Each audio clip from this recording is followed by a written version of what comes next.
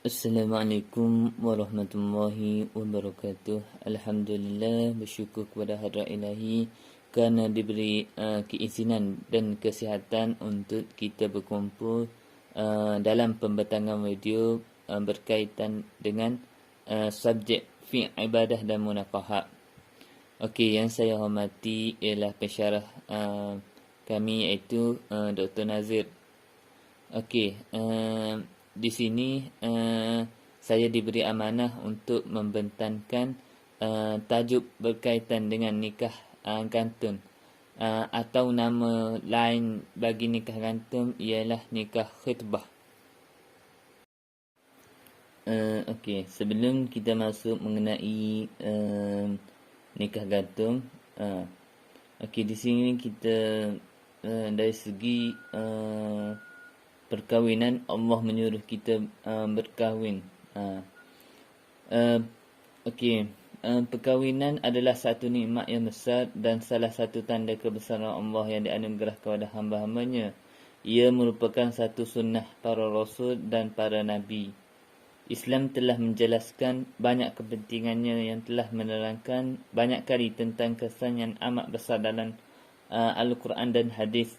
Firman Allah Subhanahu Wa Taala dalam surah Az-Zumar Ar-Rum, maaf saya, dalam surah Ar-Rum ayat 21 yang berbunyi, wa in ayatihi an khalaqalakum min anfusikum azwajan litaskunu ilaiha wa ja'ala bainakum mawaddatan wa rahmatan inna fi zalika laayatin liqaumin yatafakkarun.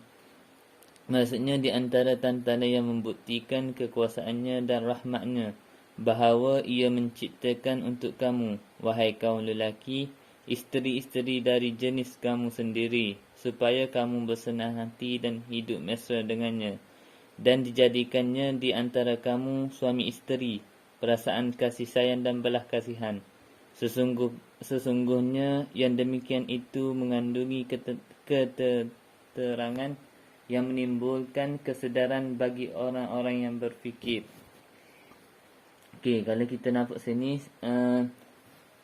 kita lihat dari sudut makna ayat Quran, setiap Muslim tentulah dianjurkan untuk menikah dan tidak membujang, kerana perkahwinan adalah salah satu ibadat yang disunahkan dan bahkan disebut sebahagian separuh daripada agama. Belum lengkap iman seseorang jika ia belum menikah. Di sini Islam mensyaratkan kita untuk bernikah. Tapi kita dapat lihat sekarang ni ramai antara kita yang tak nak menikah. Salah satu faktornya dia cakap banyak tanggungjawab, lepas tu hantara tinggilah apalah, itulah. Kalau tidak mahu menikah faktor tu tidak munasabah lah. Lainlah seperti yang kita ketahui, antara alim-alim ulama yang ada juga yang tidak kahwin, tetapi dia tidak kahwin tak apa, tapi dia mementingkan ilmu. Dia untuk berjihad dengan ilmu, sampaikan dia tak sempat berkahwin. Tak silap sajanya seumpama Imam Nawawi, dia tak sempat berkahwin. Lepas tu Syekh Daud Al-Fattani, tak silap saya, ataupun Syekh Abdul Samad Al-Palembang. Tu lah, macam tak ingat saya. Mereka tidak berkahwin tak apa. Mereka macam mana nak cakap, mereka mencari ilmu, sampaikan dia tak sempat berkahwin. Tak apa kalau macam tu. Kalau kita tak nak berkahwin sebab antara mahal ke apa, itu fikrah yang salah lah.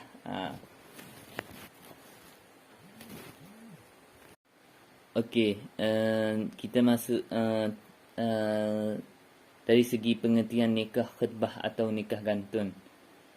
Khitbah ni bermaksud bertunan. Maksud nikah khitbah atau nikah gantung adalah perkahwinan yang menentukan syarat-syarat sah nikah. Tetapi pasangan itu belum bersama, seolah-olah baru bertunang. Nikah kantun juga bermaksud pernikahan yang berlaku di antara pasangan pengantin namun mereka tidak duduk serumah dalam tempoh masa yang tertentu yang ditetapkan oleh kedua belah pihak, lelaki dan perempuan. Mesti kita tertanya-tanya macam mana cara perkahwinan, cara kahwin khutbah ni. Okey, sebenarnya cara kahwin khutbah ini adalah sama seperti perkahwinan biasa. Cuma kenduri belum diadakan. Nikah gantung atau nikah khutbah hanyalah adat Melayu. Dalam Islam, apabila seseorang lelaki dan wanita dinikahi mengikut syarat-syarat nikah, akan terjalinlah ikatan suami isteri antara mereka dengan setiap mereka akan memikul tanggungjawab dan hak masing-masing, termasuklah tinggal serumah. Adat ini bertentangan dengan Islam kerana apabila seorang itu sudah berkahwin, wajib bagi seorang isteri memenuhi keinginan suaminya untuk melakukan persetubuhan seperti yang kita maklum. Masalah dalam masyarakat pada masa kini, kadang-kadang kita melebih-lebihkan adat berbanding tuntutan syarak dan lebih menjunjung adat berbanding tuntutan agama. Sekiranya adat ini bertepatan dan tidak menyalahi syariat Islam, maka ia dibolehkan, malah dialu-alukan. Seperti yang kita maklum, oleh kerana mereka sudah pun berkahwin, mereka boleh keluar bersama, dan apa-apa saja mereka boleh melakukan aktiviti macam itulah. Pasangan yang berkahwin khutbah atau nikah gantung ni boleh bersetubuh. Ini kerana disebabkan mereka sudah mempunyai ikatan sah, tetapi perbuatan ini akan menambahkan tempoh perkahwinan khutbah. Okey, maksudnya di sini maksud yang ana fahamlah di sini, nikah khutbah ni dia halal, cuma dia tidak boleh bersetubuh. Macam tu. Kalau bersetubuh tu kira terbatal lah sesuatu pernikahan khutbah itu. Itulah dari segi kefahaman ana lah. Okey, untuk makluman kita semua, nikah kantun juga perlu mengadakan majlis akad nikah dan semua perkara wajib yang lain. Cuma biasanya tak silap saja nikah gantung ni akan menangguhkan walimatu urus atau kenduri terlebih dahulu. Menangguhkan sehingga sesuatu tarikh yang telah ditetapkan. Syarat sah nikah khutbah adalah sama seperti dalam rukun-rukun perkahwinan. Seperti yang kita maklumlah, iaitu pertama suami, isteri, wali, saksi dan akad. Akad iaitu ijab kabul, dan juga mas kahwin yang perlu ada untuk syarat sah nikah. Okey, biasanya kalau melibatkan nikah khutbah ni ataupun nikah gantung ni, kebanyakan melibatkan para pelajar lah. Contohnya seseorang tu contohnya si lelaki ni belajar di Morocco, dan wanita tu belajar di Malaysia. Jadi mereka kahwin tetapi tidak tidak bersetubuh lah. Maksudnya tidak duduk serumah tu okey, cuma tidak setubuh lah. Macam tu. Kalau setubuh ni boleh membatalkan nikah, sesuatu nikah tu termasuklah nikah khutbah. Seterusnya kita masuk kepada perbahasan hukum nikah khutbah dalam Islam. Salah satu dalil yang digunakan oleh sebahagian ulama ialah perkahwinan Rasulullah sallallahu alaihi wasallam dengan Aisyah radhiyallahu anhu. Menurut hadis yang diriwayatkan oleh Al-Bukhari, Imam Bukhari dan Imam Muslim, Rasulullah sallallahu alaihi wasallam telah mengawini Aisyah ketika berumur 9 tahun. Hadis ini menjadi dalil berlakunya akad nikah. Maka bukan menjadi kewajipan bagi pasangan yang terus tinggal serumah, terutama atas persetujuan kedua pihak untuk beberapa tempoh yang dipersetujui. Apabila pasangan pengantin, iaitu pasangan yang pengantin nikah gantung itu bersetuju untuk tinggal berasingan kerana beberapa perkara yang tertentu, maka tidaklah berbangkit isu nafkah batin, iaitu jima' atau bersetubuh. Apa yang timbul ialah perbahasan daripada segi nafkah zahir. Untuk menjawab perbahasan yang timbul dari segi nafkah zahir, pada pandangan jumhur ulama', iaitu nafkah zahir ialah hanya wajib apabila isteri memenuhi syarat-syarat tertentu seperti isteri menyerahkan diri kepada suami, boleh melakukan istimta', iaitu mengambil keseronokan, jima' atau bersetubuh. Isteri tidak keluar rumah tanpa izin suami dan seumpamanya. Dari segi nikah khitbah dapat disimpulkan bahawa bebanan nafkah itu tidak diwajibkan ke atas suami sekiranya kehidupan biasa suami isteri belum berlaku. Maksudnya bersetubuhlah. Bagaimanapun sekiranya suami isteri tersebut keluar bersama, maka tiada halangan dari hukum syarak kerana mereka adalah suami isteri yang sah. Situ poin dia. Selain itu juga, jika berlakunya kehamilan, maka bayi itu sah dan mereka boleh menjalani kehidupan seperti biasa kerana perkahwinan beliau sah, cuma dia tidak perlu memberi nafkah lagi. Syarat-syarat dan cara-cara nikah gantung. Antara syarat-syarat yang perlu dilaksanakan dalam syarat sah dan rukun perkahwinan nikah gantung ialah: pertama, mestilah ada pengantin lelaki; kedua, pengantin perempuan; ketiga, wali; keempat, dua orang saksi; kelima, akad ijab dan qabul; keenam, mas kahwin yang ditetapkan iaitu mahar; ketujuh, mengikut undang-undang nikah gantung. Yang membezakan nikah khitbah dengan nikah biasa ialah pasangan itu tidak boleh tinggal bersama dan kenduri kahwin tidak diadakan sehingga pasangan tersebut bersedia untuk tinggal bersama seperti pasangan lain yang berlaku persetubuhan di antara mereka. Dalam pada itu, pernikahan di mana pasangan tidak tinggal bersama tetapi mereka melakukan persetubuhan dipanggil sebagai nikah misyar. Sebab nikah khitbah ialah sebenarnya nikah atas niat seseorang itulah. Maksudnya atas niat kita lah. Kalau kita niat baik, ia akan mendatangkan kebaikan kepada kita.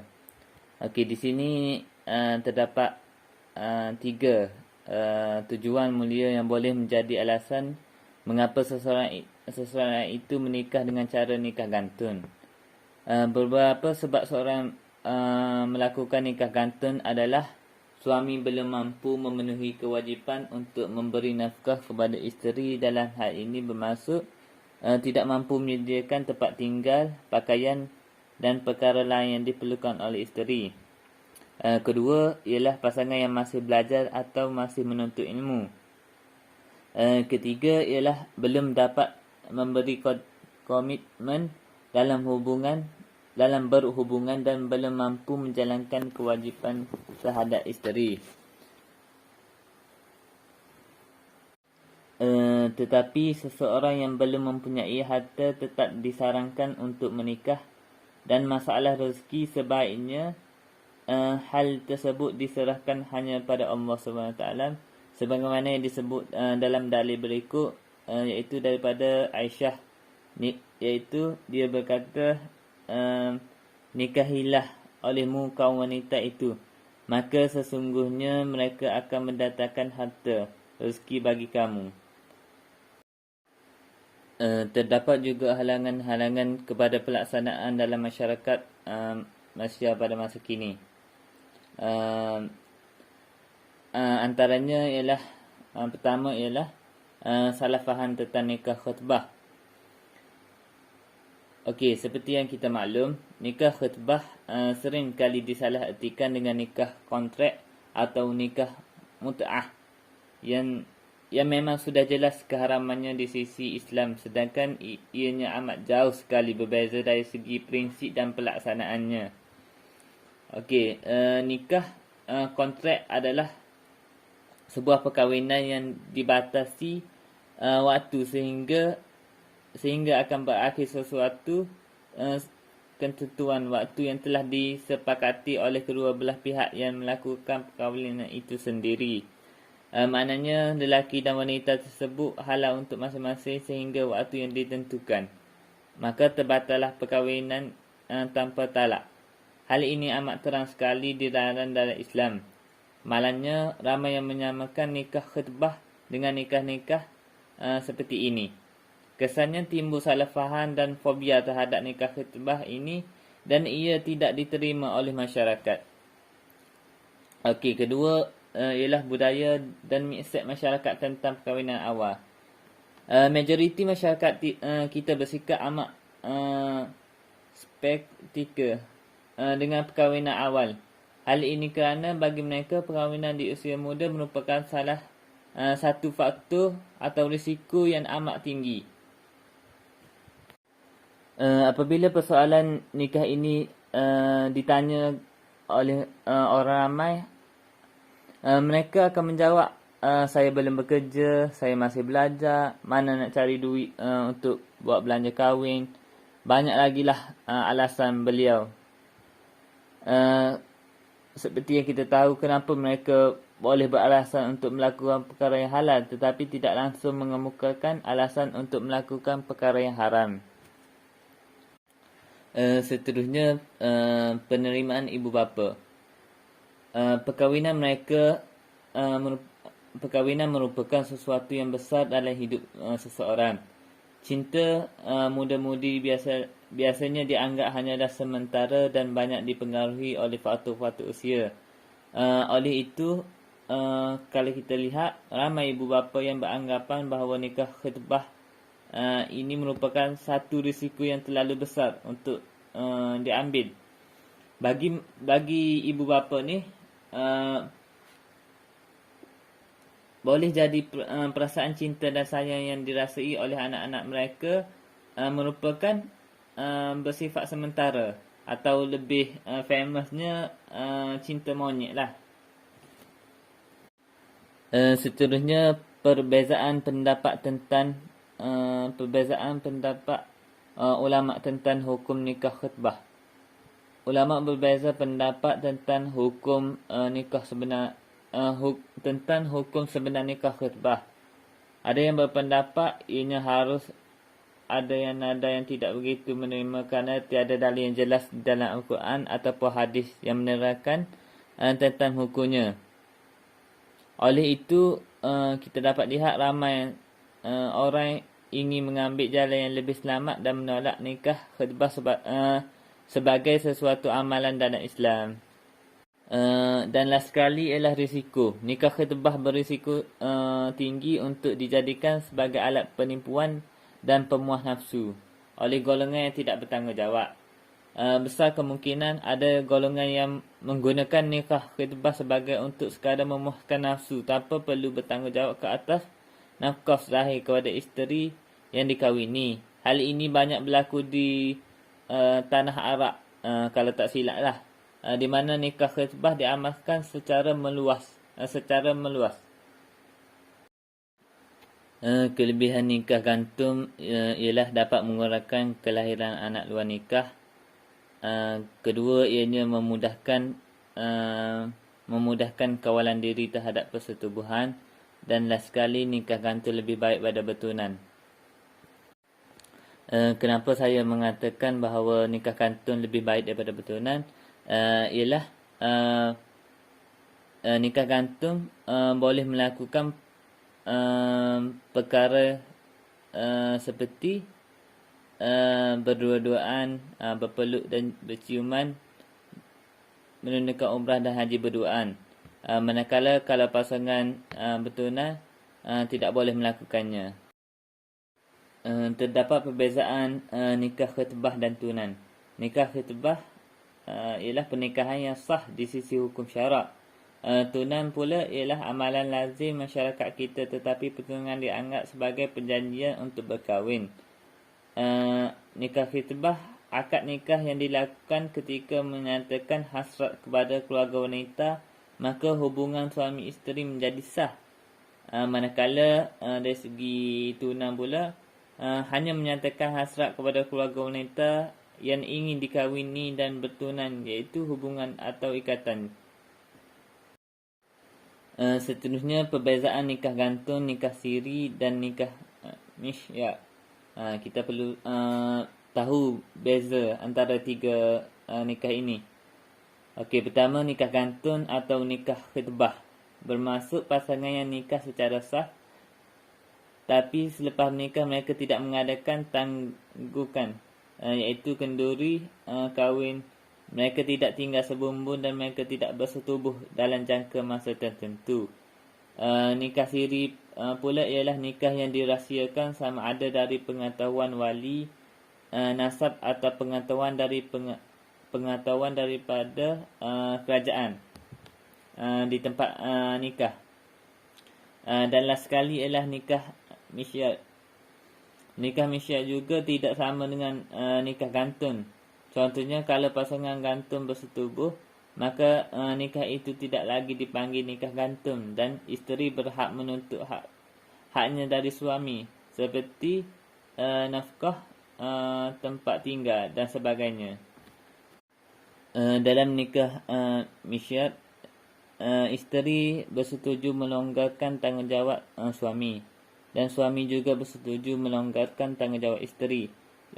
Contoh yang kita dapat ambil ialah isteri bersetuju bersetubuh dengan suami, tetapi suami tidak perlu menyediakan tempat tinggal untuknya. Pernikahan ini sesuai untuk wanita yang berkemampuan hidup sendiri tanpa memerlukan duit belanja dari suami dan tidak mahu terikat dengan kehadiran suami di setiap masa. Namun yang harus kita tahu, dalam nikah isyak, isteri berhak menarik balik kelonggaran yang diberi kepada suami dan dia boleh menuntut dari suami hak sepenuhnya sebagai isteri. Hikmah nikah khitbah atau hikmah nikah gantung atau nikah khitbah. Okey, terdapat kesalahan sedikit dalam dalam slide. Okey, pertama ialah menangani gejala berpasangan tanpa ikatan yang sah. Kedua, mendidik seikat tanggungjawab dan memupuk kematangan dalam kalangan muda-mudi. Ketiga, mengurangkan gejala seks bebas dan anak luar nikah. Keempat, memberi ketenangan jiwa dan emosi. Okey, untuk secara kesimpulannya lah, nikah khitbah atau perkahwinan misyak merupakan suatu konsep yang masih asing dan samar kepada majoriti daripada ahli masyarakat kita. Walaupun terdapat banyak perkara yang menghalangi daripada ianya secara meluas dalam masyarakat itu, namun semakin hari konsep perkahwinan ini semakin mendapat tempat di hati masyarakat. Okey, terutamanya kalau ni macam ngaji online tahu ada yang rakan-rakan kita yang nak nikah khitbah ke. Hal ini amat penting melihat status anak-anak muda yang semakin hari demi hari. Tentangan paling besar sudah tentulah datangnya daripada ibu bapa, kerana mereka lah orang yang paling dekat dan mengambil berat tentang anak-anak mereka yang merupakan remaja ini. Ibu bapa perlu sedar bahawa zaman anak-anak mereka kini bukanlah zaman mereka dahulu. Zaman kini fitnahnya berluasan dan kerosakan moral telah menggila. Seperti yang kita tahulah, Nabi bersabda, kita ni duduk macam mana? Umat kita sekarang ni duduk di umat yang last sekali. Maksudnya umat akhir zaman lah. Kita dapat lihat banyak fitnah berluasan, kerosakan moral. Seperti yang kita dapat lihat, tengok wanita sekarang ni tidak malu menayangkan dirinya di contohnya aplikasi TikTok. Banyaklah kita tengok Bigo apa, banyak maksudnya kesedaran tentang Islam itu tiadalah. Di sini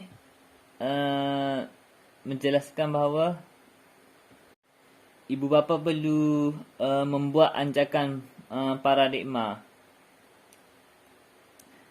Mereka hendaklah menerima realiti jahiliyah moden yang menggila ini. Mereka menghadapi dua penyelesaian, sama ada mereka harus liberal atau sekular, yang menghalalkan segala perhubungan bebas di antara dua jantina. Dan yang kedua ialah mereka membenarkan anak-anak mereka menikmati percintaan dengan cara yang halal, iaitu melalui ikatan perkahwinan. Sudah masanya kita mempromosikan nikah khitbah sebagai satu penyelesaian masalah sosial remaja ini. Nikah khitbah adalah pernikahan berlandaskan syariat Islam dan undang-undang Malaysia, dan bebanan nafkah itu tidak wajib ke atas suami sekiranya kehidupan biasa suami isteri belum berlaku. Maksudnya di sini bersetubuhlah. Suami isteri itu belum bersetubuh. Sekiranya suami isteri tersebut keluar bersama, maka tiada halangan dari segi hukum syarak kerana mereka adalah suami yang sah. Okey, ana agak semua rakan-rakan dan doktor faham tentang sedikit sebanyak huraian tentang nikah khitbah atau nikah gantung ini. Ana minta maaf kerana sedikit panjang dan kalau ada apa-apa huraian yang tidak faham atau persoalan, insya-Allah boleh diajukan.